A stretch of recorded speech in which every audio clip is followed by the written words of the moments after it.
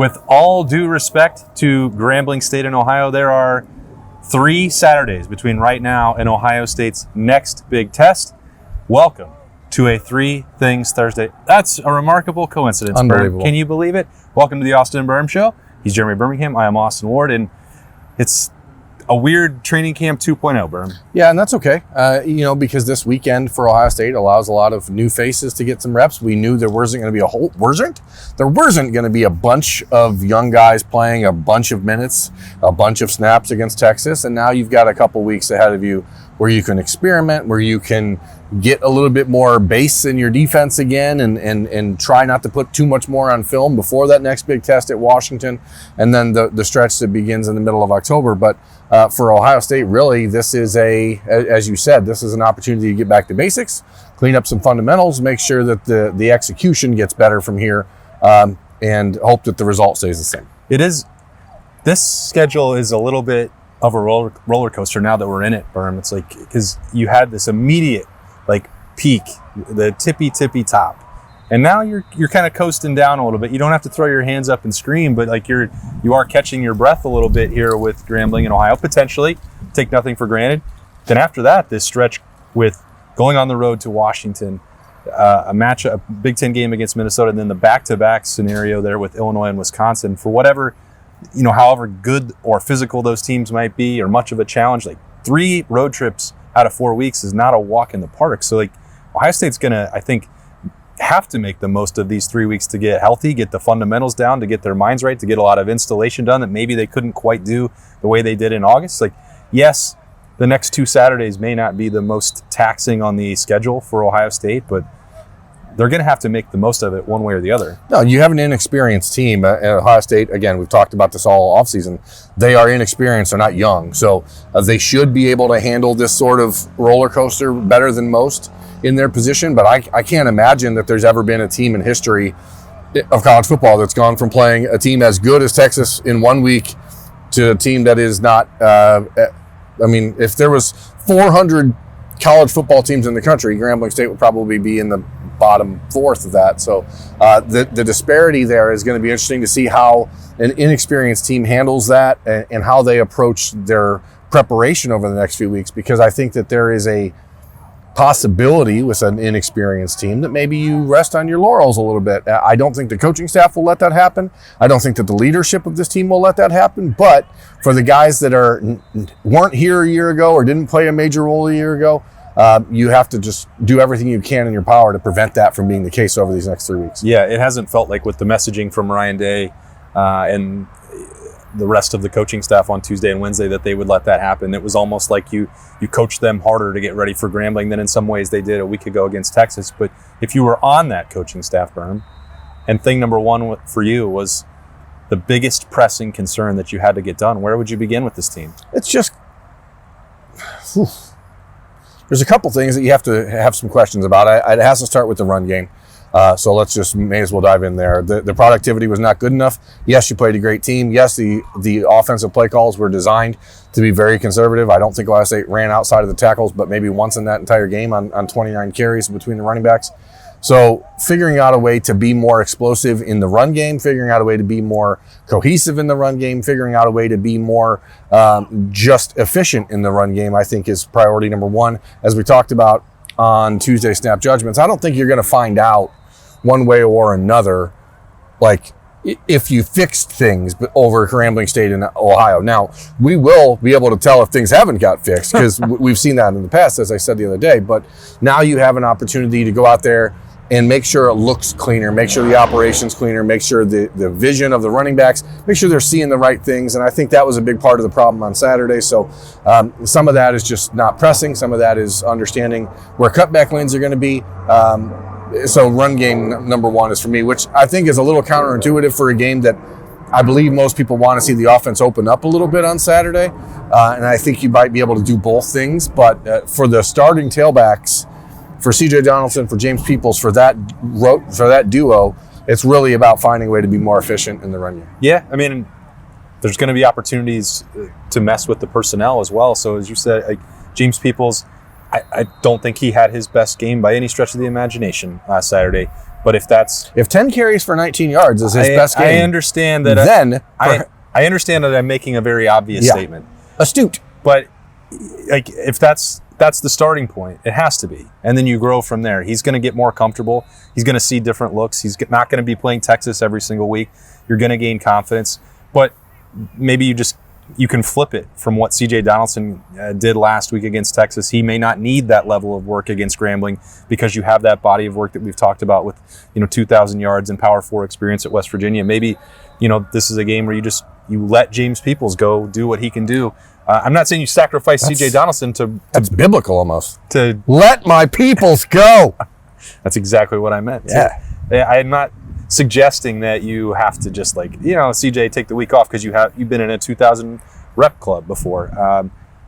But Bo Jackson could be a factor in that as well, and I think that extends to the offensive line because I think that Ethan Onyanwa, one way or another, is going to play an important role for Ohio State, and they did have the one drive when they scored and finished off in the first half in the end zone. He was out there at right guard, so it doesn't mean that you also move on from Tegra Shabola either, but maybe there are just different configurations and rotations and permutations and other Asians that might get this run game going the way you want. Yeah, and if it means bringing Charlton Heston in to really get the guys ramped up, then go ahead and do it. Yeah, I don't think that would work. You don't think? I'm skeptical of that. At the same time, I would like to see the next step forward for Julian Sayin.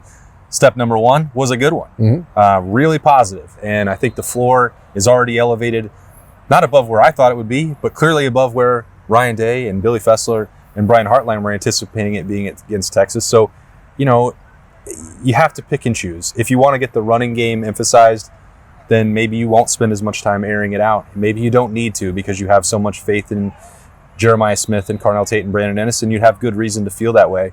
But if you're looking to expand the passing attack and you're giving different concepts for Julian Sayin to operate, this is a week to do that. Ohio is another week to do that.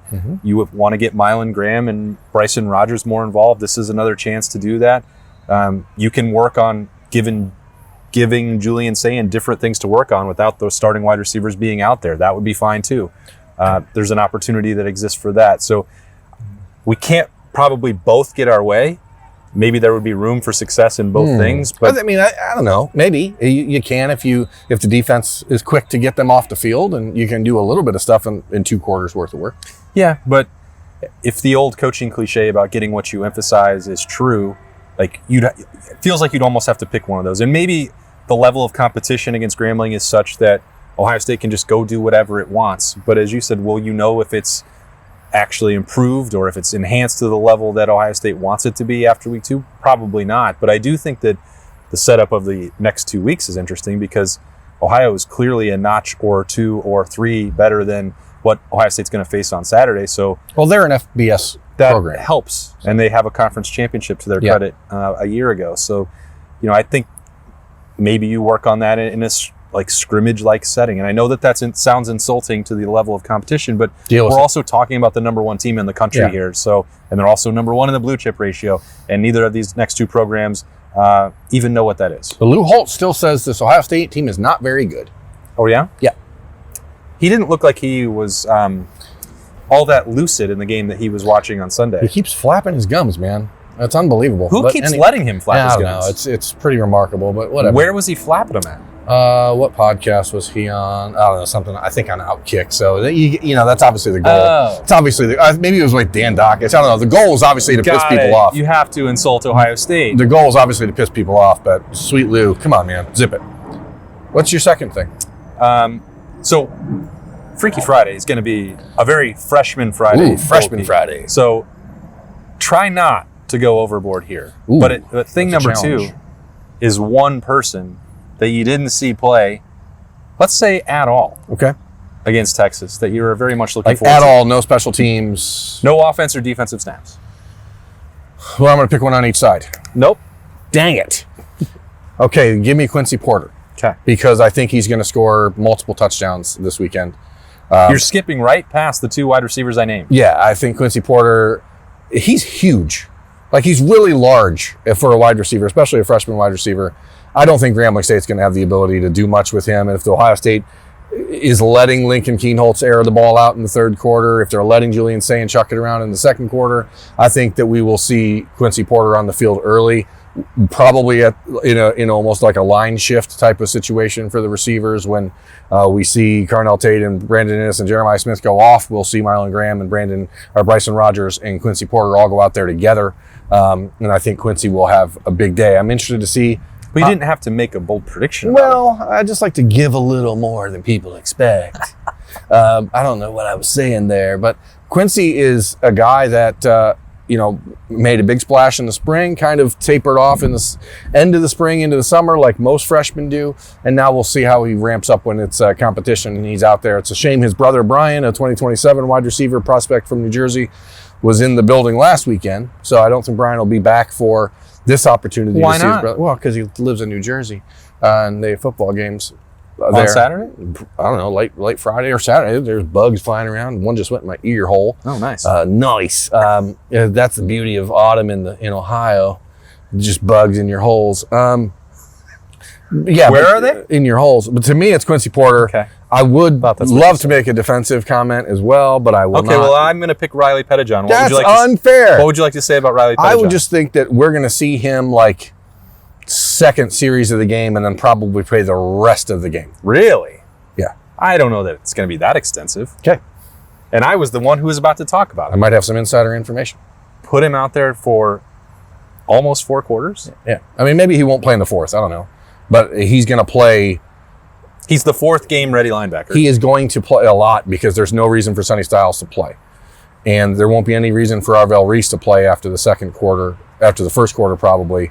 And you will see Peyton Pierce and Riley Pettijohn with Garrett Stover, I'm pretty confident, for multiple quarters on Saturday.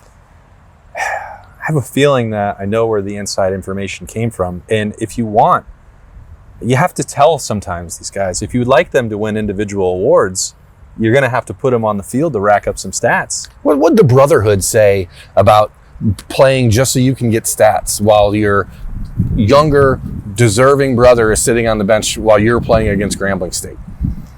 What would that say about the Brotherhood? What would that say about the culture? I think they'd say, the younger guys would say, get that money and then get off the field.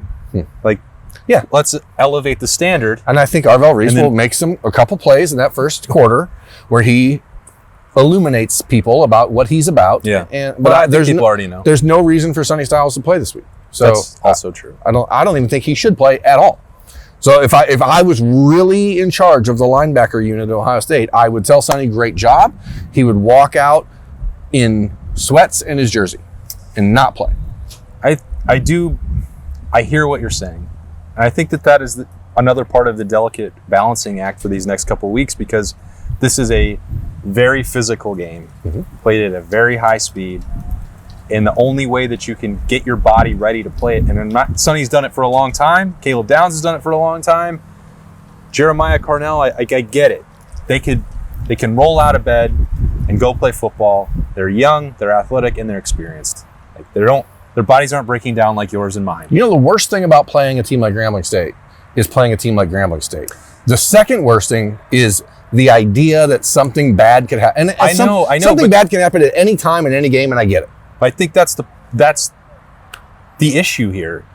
If you are trying to ramp back up to get ready for a Big Ten road trip at Washington at the end of the month, and you already are going to have an off date before that, I don't think you can just put the stars in bubble wrap for the next 3 weeks until you get there. No, I have full belief that Sonny Styles should be out there hunting Parker Navarro or whatever the guy's name is as the quarterback at Ohio. No problem with that. It's just this weekend. You take this weekend off, you ramp up for Ohio, you get a week off, you get healthy, and then you go out to Washington. There is no reason that Sonny Styles or Caleb Downs should play this week. I know they're going to. I know I'm not going to get happening what I'm saying, but there's no reason they should play. Okay. I mean, I don't really disagree with you out of principle. So who's your freshman? Who's the freshman that you... I was going to say Riley Pettijohn. Okay, pick one else. Serious about it. Okay, pick another. You're going to say Bo Jackson now. Well, so what do you think you're going to see out of Bo? The running game. I don't know what we're going to see out of Bo Jackson. I know that the practices we saw were really impressive. There was breakaway speed. There was power in the red zone. He was doing everything you need. I think there is some conversation coming out of training camp that is not unfamiliar with any other true freshman. Is ball security, it's ball security, it's ball security. And then when you have ball security done, it's pass protection, blitz pickup, all the other things that you're asked to do. So, you can't really know. No. If you have that issue in scrimmages, okay, that's a red flag. But then you put them out in a game situation and let them prove it. Maybe it won't be an issue when they're not playing Ohio State. Probably wouldn't be. If Arvell Reese and Sonny Styles aren't punching at you, you might be a little bit better. That's good iron sharpening iron. But what did he take out of these practices? He's had a full 8 months on campus, Bo Jackson has. I think the upside probably surpasses even what Carlos Loughlin thought, which was already very high. And you're going to find out if this can be a 3-man collaborative group by the middle of October. This is where you start to lay that foundation. And I don't know if it will or won't be. I just know that there was a lot of encouraging signs, and the same was true of James Peoples at this time a year ago. Yeah. And it's like, can you see James Peoples? Can you make it a third person? And it is difficult, and I understand that, to have a triumvirate of tailbacks because there's one football on time, and Ohio State's not playing that many snaps. So maybe it won't get to that point. But one way or another, whether that is for September of 2026 or November of 2025, need be, you need to start getting that body of work on that running back. And the difference, of course, for Bo Jackson is that he is competing against C.J. Donaldson and James Peoples. And that's a year ago, James Peoples was competing against Travion Henderson and Quinshon Judkins. Sure. So that's a little different. I guess we'll find out how big that gap is, because I do think we'll see a lot of Bo on Saturday. We'll talk a lot about freshmen on Friday. I did get asked a lot, because we won't bring up Turbo Rogers on a Freshman Friday. He was on the availability report. He was out last week. We don't know the length or severity of that situation, but people have asked about him a lot, whether that be in the return game or being another running back to throw in there. I don't think that's going to happen. No, if they went to a fourth running back on Saturday, it's very likely going to be Isaiah West and Bo Jackson taking those reps in the third and fourth quarter. But again, we'll talk about freshmen on Freaky Freshman Friday. What's thing number 3? Also, you don't do like a lot of game rewatches, but I was really annoyed on Saturday that Jeremiah Smith fair caught a punt. Because he had You needed the rewatch to be mad about that? Dude, he had a lane that was an easy touchdown. He had one guy to beat, and the dude was 5 yards away from him. Jeremiah, I think you were a little in your head because you dropped 2 balls just right before that. And I think you were like, I just want to catch this and get out and get to the offense. But man, you had a moment. It was a Heisman moment ready for you. I wish you hadn't started talking about special teams, because Why? I don't feel like when Ohio State gets aggressive, they make very reckless decisions and they catch footballs that are going over their heads. And then I say, well, how are they coaching this? It doesn't make any sense. And then the alternative to that is, okay, start fair catching and make sure that you just have stable possession. You don't let a ball hit the ground. There's got to be some happy medium to get like a level of... Why though? Life is better on the edges. I'm just saying there's got to be a happy medium between competence and aggression. 100%. And Caleb Downs ended the punt return drought. Yeah. That was great. Mm-hmm. I understand that Ohio State is not ever going to be taking chances on kickoff return, and I'm okay with that. I think it makes a lot of sense given the firepower of their offense to just be like, you know what, we'll take it on the 25 and we'll roll from there. No bad things can happen if you do that.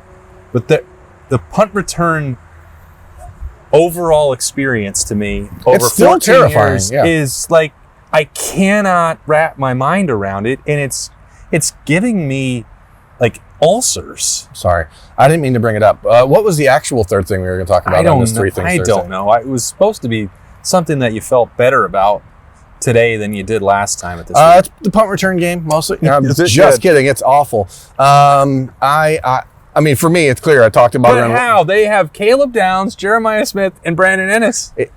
It's a different world, and man. Mylan Graham. That mentality of a returner is different. I understand. I get it. When you're running away from everyone, football's easier. When you're running into everyone, football's harder. None of those people are afraid to run into people. What I'm saying is this. I already talked about Julian Sayin and the way that my opinion of what your opinion should be for the rest of the season. I gave that on Wednesday. Like I'm completely on the board. Your opinion of their opinion. My opinion of what the opinion should be has changed, and I'm not here to tell America how to think, but I'm saying if you want to think like me, then that's what you should be thinking. Scary now. thought. Terrifying.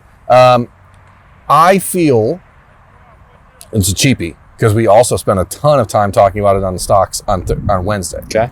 But how do you not feel just absolutely peaches and cream great about the safeties? Yeah. When you had one returning starter at the position from the best position group in the country a year ago with Caleb Downs, Jordan Hancock, and Lathan Ransom, and you go out in week one against one of the two or three most talented teams in the country, and those dudes were all over the place, shutting down everything and looking like they were, not going to say an upgrade from last year's group, but they were not a downgrade from last year's group. They still allow Caleb Downs to do exactly the things he has to do to make this defense really go. And I mean, how do you not look at those safeties and go, sweet? And then, projecting that forward, the opportunity this weekend for Leroy Roker and Fahim Delane to finally get a chance to see what they look like out there. Really excited for that. But that position group in general, I am much more confident in now than I was a week ago. Do you remember the post-Nebraska press conference last year and the conversation the following week where Ryan Day's like, I'm really glad that happened. They got to go through an adverse situation. They played a 4-quarter game, and I was like, what? Yeah, that was why maybe the worst Ohio State game I've ever been to in my entire life. But when you got to the end of the year, and he still referenced back to that game and being in that situation and how meaningful it is because Ohio State doesn't often find themselves in a lot of those close games. And should they have been in one against Nebraska? No. But it is one of those life being about reps scenarios. You've been there before. You have to perform in the fourth quarter. You have to deliver the clutch plays. And all those, over half of those guys, even more, are gone. Yeah. So I think an opportunity to do that, not just against Texas, but would have been cool if they blew out the Longhorns in the opener. Yeah. But does the long-term value come from playing in a tight battle for not just a Caden Curry, who's been part of a national championship team, or Davison Igbinosun with 10 tackles and proving he's got the toughness to match a number one team from start to finish. But Julian Sayin in that group, the offensive line, Austin Servo, Luke Montgomery, they've been in big games before, but to have the collective roster that was on the field get one of those right off the bat, I think will have long-term value. And I just think not blinking, not backing down, not puckering, any of that stuff in the fourth quarter. And, maybe they could have handled some of the play calling and run out the clock a little bit better in the fourth quarter.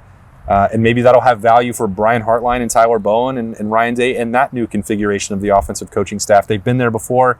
Okay. Didn't cost them. Now you get better. And I think that they will all gain from that long term. Certainly not going to show up on Saturday or the following Saturday or during the off week. Maybe not against Washington, but at some point I think that they can call back on that as part of their training. I think that will pay off. So the position group, you're most happy? I said the thing that I'm... the thing. Yeah. The thing. Okay, well the thing is everything. That is amorphous, but it works in this context. So yes, and the thing is toughness. The thing fine. Then the thing I'm most excited about, or the thing I'm happiest about, is that all of the changes to the horseshoe and all of the designs for environment changes worked. Not all of them did. Most of them worked. And I'm hoping, as I said, on Wednesday, 1 quarter. That's all I'm asking of you, America. If you're going to be in Ohio Stadium on Saturday, be loud, be insane for 1 quarter. Let those Grambling kids deserve an opportunity to experience the real Ohio State football experience. They are coming up here to collect millions of dollars and to get their asses kicked. And if you don't help provide an environment that makes them realize, holy moly, this is different, then those people are going to go back home. They're going to go back to the South. And they're going to say, well, Ohio State wasn't even that tough. I mean, it was just like, man. So just 1 quarter. 1 quarter. Be as loud as you can for 1 quarter. So you're giving some starters the day off, but no quarter given to the Ohio State fan base. No. Fans have waited all year for this. You only get 7 of these a year. You're right. Like, go out there and be insane. You're absolutely right, partner. It is 2 days away. I don't even know how many hours. I'm not going to try and do that again on a Three Things Thursday, but another opportunity for Ohio State to go back out there and get some work done here in training camp 2.0. I'm going to tell you what, Charleston Heston would be loud as heck on Saturday if he was in Ohio Stadium. Yeah. Rest in peace to Spartacus. Is he dead? Yeah, he's... Dang it. I assumed, I mean, he was like 84 when he did Planet of the Apes in the 60s. So I don't know. I didn't know that he was dead, though, but I kind of assumed. I'm sorry to break it to you. That's okay. He was... Charleston. Hey, you hang in there, all right? I know that's all you've been able to think about. We'll see you guys on Friday. Three Things Thursday. Thanks so much for joining us for another episode of The Beat on the Austin Birm Show. A lot more coming as we get ready for Ohio State and Grambling State on Saturday at 3:30 in the Horseshoe. He's Birm, I'm Austin. We'll see you there.